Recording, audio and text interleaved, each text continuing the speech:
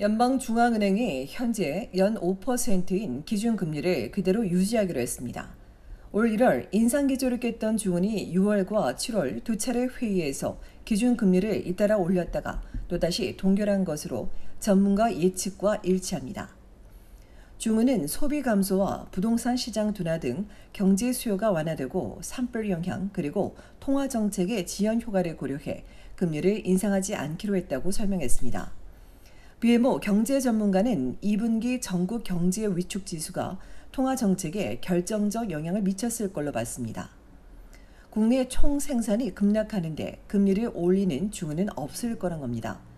지난주 금요일 발표된 2분기 경제 성장률은 연율 0.2%로 위축돼 중은이 전망한 1.5%에 크게 미치지 못했고 실업률도 석 달 연속 악화됐습니다.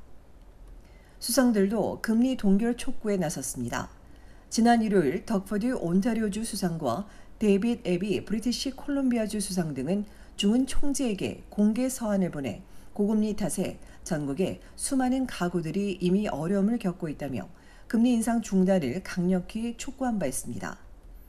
이 밖에 중은은 물가 진정이 정체되면서 2025년 중반까지도 인플레이션이 목표치인 2% 수준으로 돌아오지 못할 것이라며 이전 예측보다 6개월 더 늦췄습니다. 캐나다의 7월 인플레이션은 3.3%로 전달보다 상승했으며 올해 내내 3%대가 유지될 걸로 전문가들은 예상하고 있습니다. 오늘 중은이 기준금리를 동결하긴 했지만 추가 인상 가능성도 열어뒀습니다. 인플레이션 상승 압력이 여전히 우려할 수준이기 때문에 금리 인상 가능성을 열어둬야 한다는 겁니다. 향후 물가 상승 지수를 계속 평가할 계획이라는 중은은 특히 초과 수요와 인플레이션 기대, 임금 인상, 기업의 가격 책정을 예의주시할 것이라고 강조했습니다.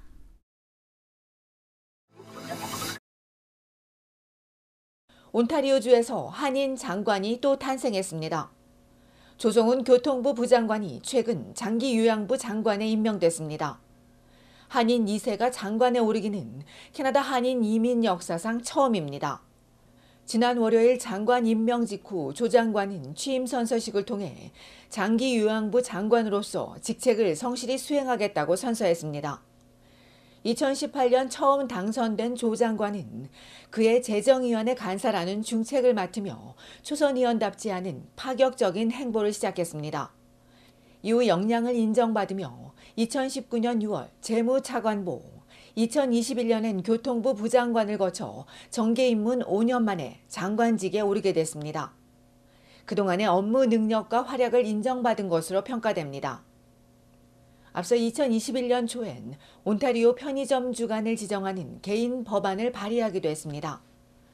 지난해 재선에 성공한 조 장관이 정치적 입지를 확실히 다져가는 가운데 장기요양부의 조 장관이 임명되면서 특히 한인 사회의 주요 관심사인 제2한인요양원 추진 사업에 대한 기대도 커지고 있습니다.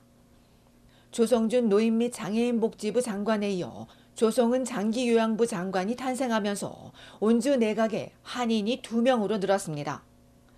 한편 이번 개편은 그린벨트 해제 스캔들의 중심에 있는 스티브 클락 주택부 장관이 사임하면서 이루어졌습니다.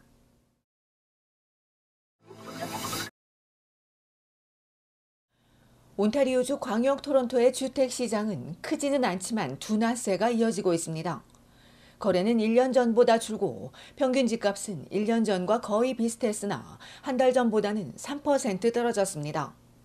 모기지 이율이 높은 데다가 경제를 둘러싼 불확실성이 이어지고 있기 때문입니다. 오늘 토론토 부동산협회가 발표한 바에 따르면 지난달 광역 토론토의 거래 건수는 5,294채로 1년 전보다 5% 감소했습니다.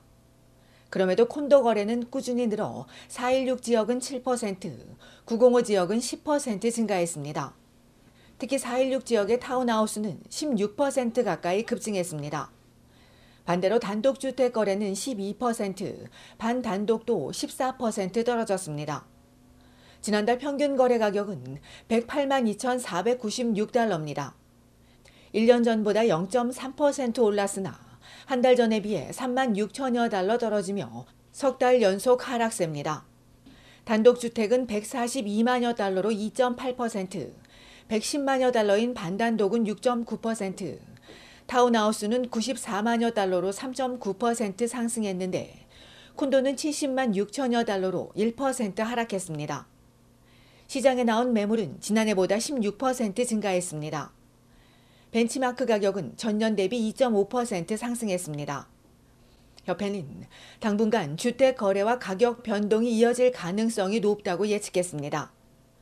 한편 대자den이 경기 침체와 관련 토론토 주택의 가격 변화에 대한 시나리오를 발표했는데, 이에 따르면 최악의 경우 2025년까지 가격이 30% 더 낮아질 수 있고 중간급인 경우 내년 말까지 5% 하락이 예상됩니다.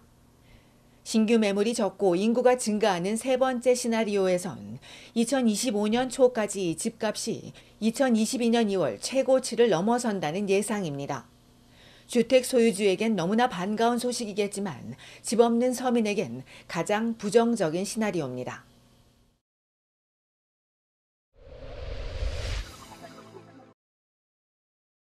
아세안 정상회의 참석을 위해 인도네시아 자카르타를 방문한 윤석열 대통령이 현지 시간으로 오늘 저스틴 트루도 연방 총리와 정상회담을 갖고 양국 관계 발전에 대한 의견을 교환했습니다.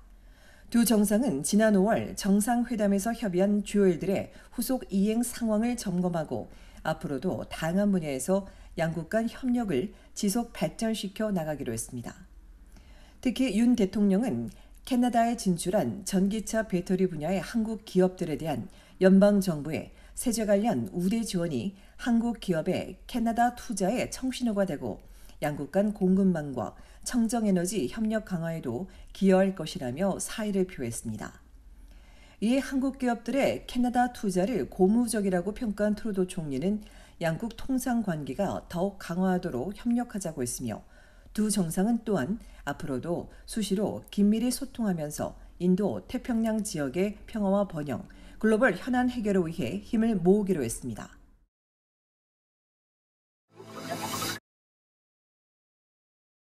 온타리오주 스카브로의 한 아파트 안에서 흉기 사건이 발생해 10대 초반의 소녀가 목숨을 잃었습니다.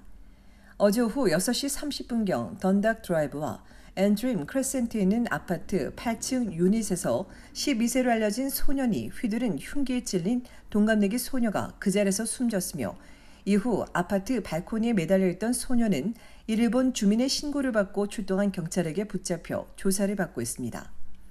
아직까지 범행 동기와 사건 경위 등에 대해 알려지지 않았으나 경찰은 소녀와 소년이 가족 관계라고 전하며 살인사건 전담팀이 조사 중이라고 전했습니다. 앞서 지난 2일 밤 10시 30분엔 오타와 인피니티 컨벤션 센터 주차장에서 결혼식에서 총격 사건이 발생해 무슬림계인 26세와 29세 남성 2명이 숨지고 6명이 부상당했습니다. 이번 총격이 사전에 계획된 범죄였다고 밝힌 경찰은 사망자 둘이 토론토 출신이라며 현장 목격자와 이번 사건에 대해 알고 있는 사람들의 적극적인 제보를 요청했습니다. 이날 20여 발의 총성이 울린 것으로 알려진 가운데 신랑 신부는 물론 하객들이 날이 밝을 때까지 몸을 숨기는 등 행복해야 할 결혼식이 끔찍한 범죄 현장으로 변해 충격을 주고 있습니다.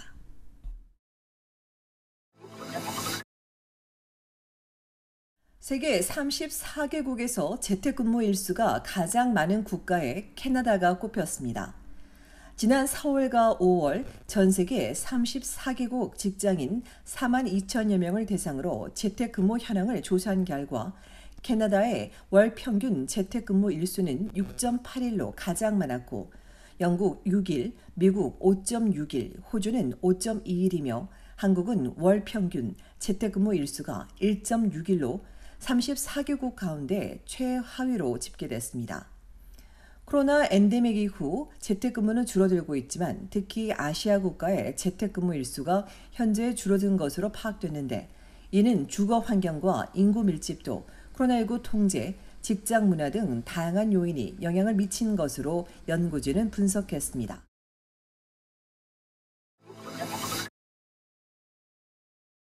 온타리오주 토론토 한인 노인회가 오는 금요일 8일 오전 11시부터 노인회 간 재기간에 필요한 운영자금 모금을 위해 블러 크리스티 공원에서 제34회 워커톤 행사를 개최합니다. 1부 개회식을 시작으로 2부 특별 공연, 3부 초청가수 공연과 노래자랑 등 다양한 행사들이 마련된 가운데 건물 보수공사가 99% 마무리된 상태라고 전한 노인에는 토론토시에서 소방 점검 등을 받으면 이달 안에 입주할 수 있을 것이라며 워커톤 수익금은 입주 후 정상 업무에 필요한 자금으로 사용될 것이라고 전했습니다. 이 밖에도 한국과 캐나다 수교 60주년을 기념하는 미디어아트 축제가 오는 8일부터 10월 7일까지 토론토 에이스페이스 갤러리에서 열리며 부대 행사도 마련될 예정입니다. 한국문화원은 이번 전시와 공연을 통해 한국의 뛰어난 기술과 예술이 만나 새롭게 탄생한 창의적인 예술 작품들이 캐나다 관객들과 교류하고 공유되는 기회가 되기를 바란다고 전했습니다.